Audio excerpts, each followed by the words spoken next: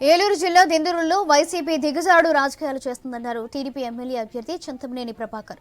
ఎన్నికల ప్రచారంలో దళిత యువకుడిపై తాను దాడి చేశానని వైసీపీ చేస్తున్న ఆరోపణలను ఖండించారు.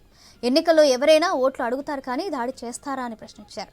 ఇంకెన్నాళ్ళు కథలు చెప్తారంటూ మండిపడ్డారు చింతమనేని ప్రభాకర్.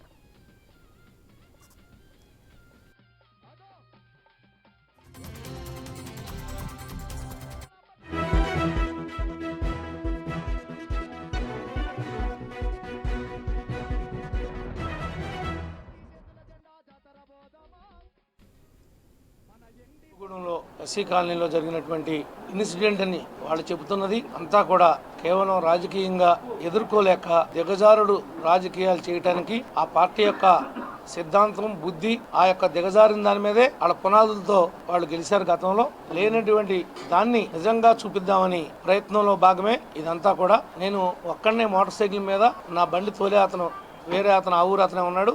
నేను ఎనమాల నుంచుని ఉన్నమాట నిజం. నా ఎనమాల జనం ఉన్నారా లేదా అనేది వాళ్ళు చేస్తున్నటువంటి ఆరోపణకి 4వ తారీఖున ప్రజలే సమాధానం చెప్తారు, నేను చెప్పక్కర్లా. ఇంకొకటి, మీ దగ్గర చేతనై